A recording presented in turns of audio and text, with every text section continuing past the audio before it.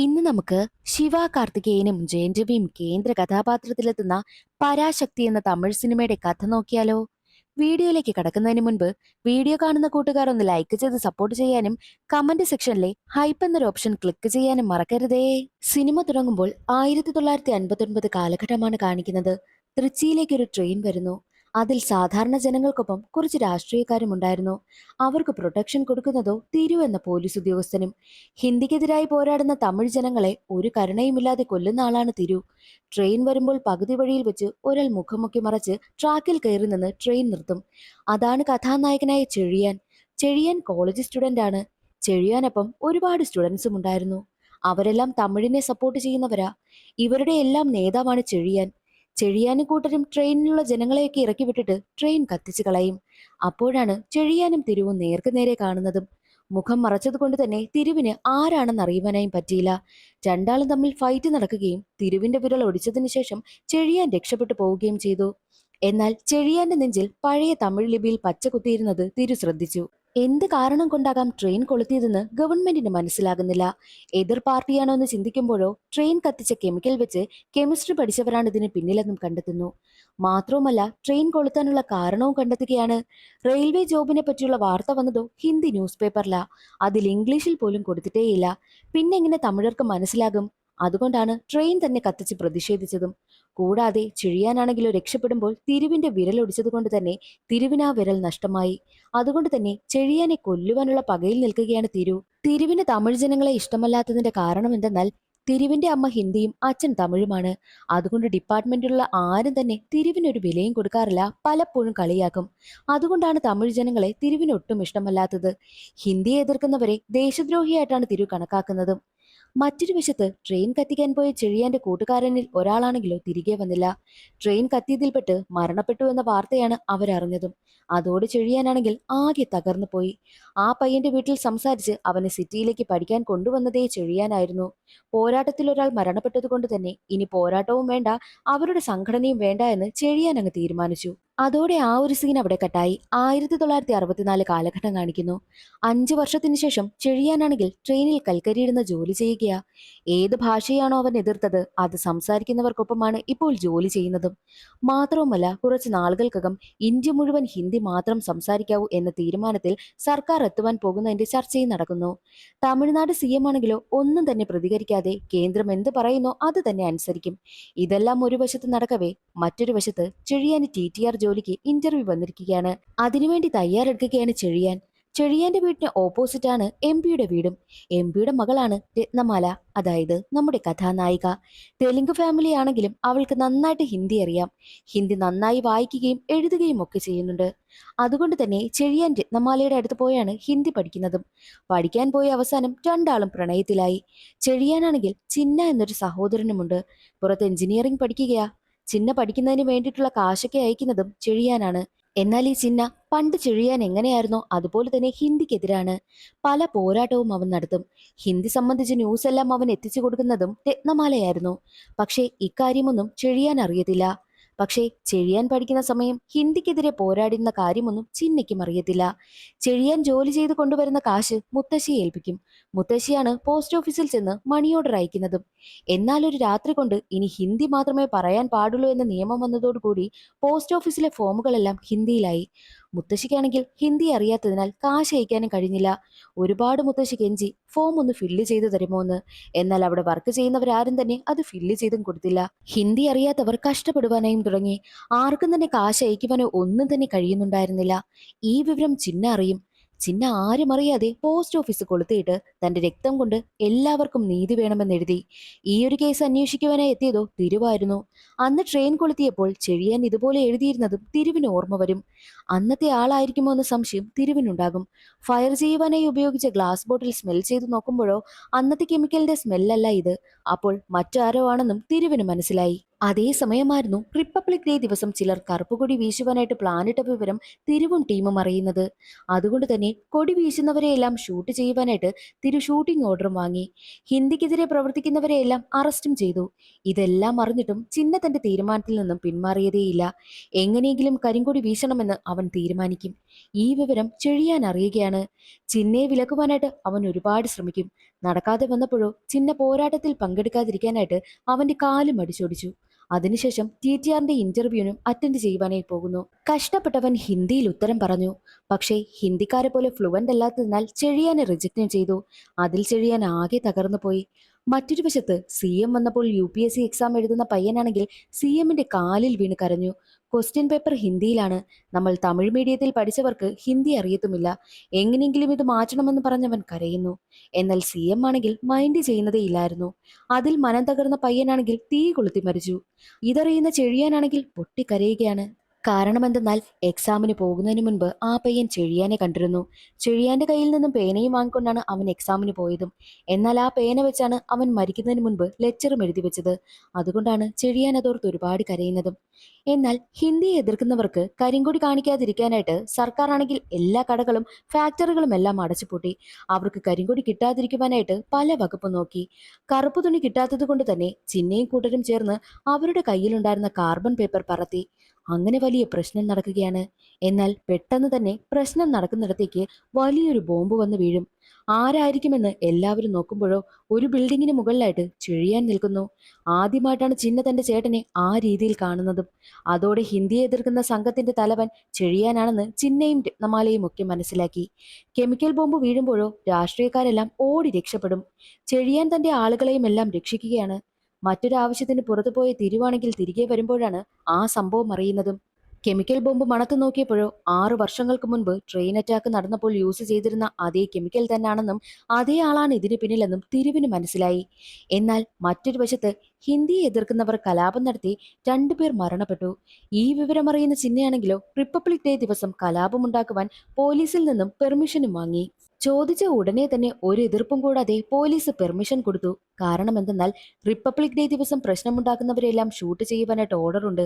ചിന്നയ്ക്കും കൂട്ടർക്കും പെട്ടെന്ന് പെർമിഷൻ കിട്ടിയതിനാൽ അതിൽ സംശയവും തോന്നുകയാണ്. അതുകൊണ്ട് തന്നെ 26-ന് നടത്താനിരുന്ന കലാപം 27-ലേക്ക് മാറ്റി.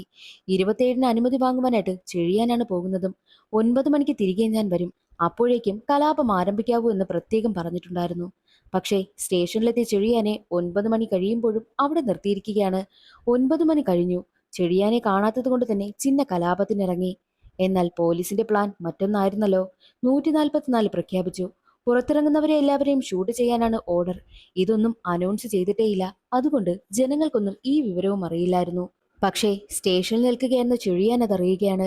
അതെല്ലാവരോടും പറയുവാനായി അവൻ എത്തുമ്പോഴേക്കും പുറത്തിറങ്ങിയ പോരാളികളെ എല്ലാവരെയും പോലീസ് ഷൂട്ട് ചെയ്യുവാനും തുടങ്ങിയിരുന്നു. എന്നാൽ ചെഴിയാനാണെങ്കിൽ തന്റെ വെള്ള ഷർട്ട് ഊരി സമാധാനത്തിന്റെ കൊടി വീശിയിട്ടും പോലീസ് നിർത്തിയതേയില്ല. എല്ലാത്തിനെയും ഷൂട്ട് ചെയ്യുവാനായി തിരുവിന്റെ ഓർഡറും ഉണ്ടായിരുന്നു. അതേസമയം ചിന്നയ്ക്ക് വെടിയേൽക്കും. ചിന്നയെ രക്ഷിക്കുവാനായിട്ട് ചെഴിയാൻ പോകുന്ന സമയമായിരുന്നു ചെഴിയാന്റെ ദേഹത്തെ ടാറ്റു തിരു കാണുന്നതും. അതോടെ താൻ വർഷങ്ങളായി കാത്തിരുന്നത് ചെഴിയാനെയാണെന്നും തിരുവിന് മനസ്സിലായി. ചിന്നയെ ഹോസ്പിറ്റലിലേക്ക് കൊണ്ടുപോകുവാനായിട്ട് സമ്മതിക്കാതെ ചെഴിയെ അടിച്ച് സ്റ്റേഷനിലേക്ക് കൊണ്ടുപോകുവാനായിട്ട് തിരു മറ്റു പോലീസുകാരോട് പറഞ്ഞു. മാത്രവുമല്ല ജീവനു വേണ്ടി പോരാടുന്ന ചിന്നയെ ചവിട്ടിക്കൊന്ന് ഓടയിലേക്ക് തിരിവിട്ടു. ചെഴിയാനെ കൊണ്ടുവന്ന് തല്ലി ചോദ്യം ചെയ്യും. അവന്റെ സംഘടനയിലുള്ള മറ്റുള്ളവരുടെ പേര് പറയുവാനായിട്ട് പറയുന്നുണ്ട്. പക്ഷേ എത്ര തല്ലിയിട്ടും ചെഴിയാൻ ആരുടെയും പേര് പറയാതായപ്പോഴോ ഞാൻ തന്നെ കണ്ടുപിടിച്ചോളാമെന്ന് പറഞ്ഞ് തിരു അവിടെ നിന്ന് പോവുകയാണ്. എന്നാൽ പോലീസിന്റെ കൂട്ടത്തിൽ തമിഴിനെ സപ്പോർട്ട് ചെയ്യുന്ന ഒരു പോലീസുകാരനുണ്ട്. ചെഴിയാന്റെ അവസ്ഥ കണ്ട് സഹതാപം തോന്നിയ പോലീസുകാരനാണെങ്കിൽ ചെഴിയാൻ എടുത്തെത്തും. ഞാനും തമിഴിനെ സപ്പോർട്ട് ചെയ്യുന്ന ആളാണ്. നിങ്ങളുടെ അവസ്ഥ കണ്ട് എനിക്ക് പാവം തോന്നുന്നു. ദേ ഈ കത്തി വെച്ചെന്നെ കുത്തിയിട്ട് ഇവിടെ നിന്ന് രക്ഷപ്പെട്ടു പോകുവാനായിട്ടും പോലീസ് ഉദ്യോഗസ്ഥൻ പറയും. പറഞ്ഞതുപോലെ തന്നെ ചെഴിയാൻ ചെയ്തു. ചെഴിയാൻ രക്ഷപ്പെട്ട വിവരം അറിഞ്ഞ തിരുവിന് തമിഴ് പോലീസ് ഉദ്യോഗസ്ഥനെ സംശയം തോന്നും. ഉടനെ തന്നെ തമിഴ് പോലീസ് ഉദ്യോഗസ്ഥനെ ഷൂട്ട് ചെയ്ത് കൊന്നുകളഞ്ഞു. ചെഴിയാൻ നേരെ എത്തിയത് ഡൽഹിയിലേക്കാ. ഹിന്ദിയെ സപ്പോർട്ട് ചെയ്യുന്നതിനെ കുറിച്ചുള്ള പ്രശ്നം പറയാനെത്തിയപ്പോഴോ അവിടെയും ഇത് തന്നെയാണ് പ്രശ്നം. തമിഴ് സപ്പോർട്ടേഴ്സിന്റെ പോരാട്ടം നടക്കുകയാണ്. ചെഴിയൻ വന്നതിന്റെ ഉദ്ദേശം മനസ്സിലാക്കി തമിഴ് സപ്പോർട്ടേഴ്സിൽ ചിലർ ചെഴിയനൊപ്പം നിൽക്കുന്നു. അന്ന് നൈറ്റ് എല്ലാവരും ചേർന്ന് അവിടെയുണ്ടായിരുന്ന ബസ്സിലൊക്കെ ഹിന്ദിയിൽ സ്ഥലപ്പേര് എഴുതിയിരുന്നതെല്ലാം തമിഴിലേക്കാക്കി. അടുത്ത ദിവസം അത് വലിയ പ്രശ്നത്തിലേക്ക് നയിച്ചു. കാരണം ഹിന്ദിക്കാർക്കൊന്നും തമിഴ് മനസ്സിലാകത്തില്ലല്ലോ. ഒടുവിൽ പ്രൈം മിനിസ്റ്റർ പോകുമ്പോഴും റോഡ് ബ്ലോക്ക് ആക്കുന്നു. സംഭവ സ്ഥലത്തേക്ക് എത്തിയ ചെഴിയാനാണെങ്കിൽ അവരുടെ അവസ്ഥ പ്രൈം മിനിസ്റ്ററിനെ ബോധ്യപ്പെടുത്തും. ഹിന്ദിയിൽ എഴുതേണ്ടത് തമിഴിൽ എഴുതിയപ്പോൾ ജനങ്ങൾക്ക് എങ്ങനെ ബുദ്ധിമുട്ടുണ്ടായി, അതുപോലെ തന്നെയല്ലേ തമിഴിൽ എഴുതേണ്ടിടത്ത് ഹിന്ദിയിൽ എഴുതുമ്പോൾ ഞങ്ങൾക്കും ഉണ്ടാകുന്നത്. ചെഴിയാൻ അത് പറയുമ്പോൾ അവരുടെ അവസ്ഥ മനസ്സിലാക്കി പ്രൈം മിനിസ്റ്റർ അവരെ തന്റെ വസതിയിലേക്ക് വിളിപ്പിക്കും. അങ്ങനെ ചെഴിയാനും കൂട്ടരും പ്രൈം മിനിസ്റ്ററിനെ കാണുവാനെത്തി പ്രൈം മിനിസ്റ്ററിനോട് ചർച്ച നടത്തുകയാണ്. ചെഴിയാൻ പറയുന്നത്, ഞങ്ങളെപ്പോലുള്ള ചില സ്റ്റേറ്റുകൾക്ക് ഹിന്ദി ആവശ്യമേ ഇല്ല, പിന്നെ അങ്ങനെയുള്ള ഞങ്ങളെ കൊണ്ട് എന്തിനാ ഹിന്ദി അടിച്ചേൽപ്പിക്കുന്നതെന്ന് ചെഴിയാൻ ചോദിക്കുമ്പോഴോ അതിനെന്തെങ്കിലും തെളിവ് നിങ്ങളുടെ കയ്യിൽ ഉണ്ടോ എന്നായിരുന്നു പ്രൈം മിനിസ്റ്റർ ചോദിക്കുന്നതും. അതിന് മറുപടിയായിട്ട് ചെഴിയാൻ പറയുന്നത്, എങ്കിൽ നമുക്കൊരു വോട്ടിംഗ് വെച്ചാലോ എന്ന് ചെഴിയാൻ ചോദിക്കുമ്പോഴോ അതൊന്നും സാധ്യമല്ല എന്നായിരുന്നു പ്രൈം മിനിസ്റ്ററിന്റെ മറുപടിയും. അങ്ങനെയാണെങ്കിൽ ഹിന്ദി എതിർക്കുന്നവരുടെ ഒപ്പ് വാങ്ങിക്കൊണ്ട് വന്നാലോ എന്ന് ചെഴിയാൻ പറയുമ്പോഴോ താൻ അടുത്ത മീറ്റിംഗിൽ വരുന്ന സമയത്ത് ഒപ്പ് വാങ്ങിക്കൊണ്ട് വരുവാനായിട്ടും പ്രൈം മിനിസ്റ്റർ പറയുന്നു. എന്നാൽ ഈ ഒരു കാര്യമൊന്നും രാഷ്ട്രീയക്കാർക്ക് അത്ര ഇഷ്ടമായതേയില്ല. ഈ ഒരു ഭാഷയുടെ പേരും വെച്ച് അവർക്ക് രാഷ്ട്രീയം നടത്താനായി കഴിയില്ലല്ലോ, അതുകൊണ്ട് തന്നെ അവരതിനെ എതിർക്കുന്നു. എന്നാൽ ചെഴിയാനും ടീമും ഹിന്ദി എതിർക്കുന്നതിന് വേണ്ടിയിട്ട് പോരാട്ടങ്ങൾ നടത്തുന്നതിന് വേണ്ടിയിട്ട് മറ്റുള്ളവർ ഈ ഒരു കാര്യം അറിയാതിരിക്കാൻ അവരവരുടെ ഒരു കോഡ് ലാംഗ്വേജ് ഉപയോഗിച്ചാണ് എല്ലാവരുമായിട്ട് കമ്മ്യൂണിക്കേറ്റ് ചെയ്യുന്നത്. അതായത് അവരുടെ സംഘടനയിലുള്ളവരുമായിട്ട്. സംഘടനയിലുള്ള മറ്റു ദേശങ്ങളിൽ താമസിക്കുന്നവരെ പോരാട്ടത്തിനെ കുറിച്ചുള്ള കാര്യം എങ്ങനെയാണ് അവർ അറിയിക്കുന്നതെന്നാൽ മണി ഓർഡർ അയക്കും. അതിലിപ്പോൾ ഏത് ഡേറ്റിനാണ് പോരാട്ടം നടത്തേണ്ടത് ആ ഡേറ്റിനുള്ള കാശായിരിക്കും ഉണ്ടാവുക. മാത്രമല്ല അവരുടെ പഴയ ലിപിയിലെ ഏത് ലൊക്കേഷനാണെന്നുള്ളതും എഴുതിയിരിക്കുന്നു. പക്ഷേ ഈ ഒരു കാര്യം ബാക്കിയുള്ളവർക്ക് അറിയത്തില്ല, സംഘടനയിലുള്ളവർക്ക് മാത്രമേ അറിയാവൂ. എന്നാൽ ഒരു ഘട്ടത്തിൽ തിരു ഈ കാര്യം മനസ്സിലാക്കുന്നു. തിരുവിന് ആ ഒരു മണി ഓർഡർ കിട്ടുന്ന സമയത്ത് എങ്ങനെയാണ് ഇവർ പ്ലാൻ ചെയ്തിരിക്കുന്നതെന്ന് മനസ്സിലാകുന്നു. അതോടുകൂടി അതിനെ എതിർക്കുവാനായിട്ടും തിരു തീരുമാനിക്കും. ഹിന്ദിയെ എതിർക്കുന്നതിന്റെ പോരാട്ടം നടത്തുന്നതിനും ഹിന്ദിയെ എതിർക്കുന്നവരുടെ സൈൻ വാങ്ങുന്നതിനുമായിട്ട് ചെഴിയാനും കൂട്ടനും കണ്ടെത്തിയിരുന്ന ലൊക്കേഷൻ കോയമ്പത്തൂരായിരുന്നു. എന്നാൽ ഈ ഒരു കാര്യം തിരു മനസ്സിലാക്കിയിട്ടുണ്ടല്ലോ. പോരാട്ടം നടത്തുന്നതിന്റെ തലേ ദിവസമായിട്ട് ചെഴിയാനും കൂട്ടരും കോയമ്പത്തൂർ പോകുന്നതിന് മുൻപായിട്ട് പൊള്ളാച്ചിയിലേക്ക് എത്തുകയാണ്. അവിടുത്തെ ഒരു റൈസ് മില്ലിലാണ് അന്നേ ദിവസം രാത്രി അവർ എല്ലാവരും കഴിഞ്ഞുകൂടിയത്. എന്നാൽ അവിടേക്ക് പല സ്റ്റേറ്റിൽ നിന്നുമുള്ള ഹിന്ദിയെ എതിർക്കുന്നവരുടെ ടീമെല്ലാം എത്തുന്നു. ആ ഒരു സംഘടനയുള്ളവരെ എല്ലാവരെയും കണ്ട് ചെഴിയാനും കൂട്ടരും ഒരുപാട് സന്തോഷമായി. ആന്ധ്രയിൽ നിന്നുള്ള സംഘടനയിൽ അവരുടെ നേതാവായിട്ട് റാണയാണ് എത്തുന്നതും. അതും കണ്ട് ചെഴിയാൻ ഒരുപാട് സന്തോഷമാകും. അങ്ങനെ ഒരുപാട് പേര് ഇപ്പോൾ എത്തിയിട്ടുണ്ടല്ലോ. ഈ വിവരം തിരുവിന് മനസ്സിലായി. തിരുവിന് എങ്ങനെയെങ്കിലും ഹിന്ദിയെ എതിർക്കുന്നവരുടെ സൈൻ വാങ്ങലിൽ നിന്നും അവരെ തടയണം, അത് മാത്രമായിരുന്നു മനസ്സിൽ. അതുകൊണ്ട് തന്നെ പൊള്ളാച്ചിയിൽ അവരുള്ള ലൊക്കേഷനിലേക്ക് തിരുവും കൂട്ടരും എത്തുന്നു. ആരും അറിയാതെ റൈസ് മില്ലിലുള്ള ഒരു ഡോർ വഴിയാണ് പോലീസ് ഉദ്യോഗസ്ഥർ അകത്തേക്ക് കടക്കുന്നത്. ഒരു ഘട്ടത്തിൽ തിരുവും ടീമും എത്തിയ വിവരം പോരാളികൾ അറിഞ്ഞു. മില്ലിലുള്ള ഷോർട്ട് കട്ട് വഴി പോരാട്ടത്തിനായി എത്തിയ എല്ലാവരെയും ചെഴിയാൻ അവിടെ നിന്ന് രക്ഷിച്ചു പറഞ്ഞുവിടും. എന്നാൽ ചെഴിയാൻ മാത്രം അവരുടെ കൂട്ടത്തിൽ പോകുന്നതേയില്ല. പക്ഷേ റൈസ് മില്ലിലേക്ക് എത്തി തിരുവും ടീമും അവിടെ എത്രയും സെർച്ച് ചെയ്യുന്ന സമയത്ത് പോരാളികളെ ഒന്നും കണ്ടതേയില്ല. അതുകൊണ്ട് തന്നെ ദേഷ്യം വന്ന തിരുവാണെങ്കിൽ ബാക്കിയുള്ള പോലീസ് ഉദ്യോഗസ്ഥരെ കൊണ്ട് അവർ ഈ ഗ്രാമത്തിൽ എവിടെയോ ഉണ്ട്, അതുകൊണ്ട് ഗ്രാമത്തിലുള്ള എല്ലാവരെയും ചോദ്യം ചെയ്യുവാനായിട്ട് പോലീസ് ഉദ്യോഗസ്ഥരോട് പറഞ്ഞു. അത്രയും നാൾ സമാധാനത്തിൽ ജീവിച്ച ആ ഗ്രാമത്തിൽ തിരുവും ടീമും ചേർന്ന് വലിയൊരു കലാപം തന്നെ ഉണ്ടാക്കി. ഗ്രാമവാസികളെല്ലാം വല്ലാതെ ടോർച്ചർ ചെയ്തു. ആ ഗ്രാമത്തിന്റെ പല ഭാഗത്തായി ഒളിച്ചിരുന്ന പോരാളികൾ എല്ലാവരും തന്നെ പോലീസിന്റെ കയ്യിൽ പിടിക്കപ്പെടുകയാണ്. അവരെ ക്രൂരമായിട്ടാണ് ടോർച്ചർ ചെയ്തതും. ചെഴിയാൻ എവിടെയെന്ന് ചോദിച്ചാണ് ചോദ്യം ചെയ്യുന്നത്. പക്ഷെ ആരും തന്നെ ചെഴിയാൻ എവിടെയുണ്ടെന്ന് പറഞ്ഞു കൊടുക്കുന്നതേയില്ല. അതുകൊണ്ട് തന്നെ അവരെ ഓരോരുത്തരെയായിട്ട് തിരി കൊന്നൊടുക്കുവാനായും തുടങ്ങി. ഈ വിവരം ഒരു ഘട്ടത്തിൽ ചെഴിയാൻ അറിഞ്ഞു. തന്റെ കൂടെയുള്ള ഓരോരുത്തരെയായിട്ട് തിരു കൊന്നൊടുക്കുകയാണെന്ന് മനസ്സിലാക്കി ചെഴിയൻ കീഴടങ്ങുവാനായും തീരുമാനിച്ചു. ഒരു വാനിലാണ് തിരുവിനടുത്തേക്ക് വന്നതും. തിരുവിനടുത്ത് വന്ന് കീഴടങ്ങുകയാണ്. എന്നാൽ തിരുവാണെങ്കിൽ വാൻ പോയി പരിശോധിക്കുന്നു.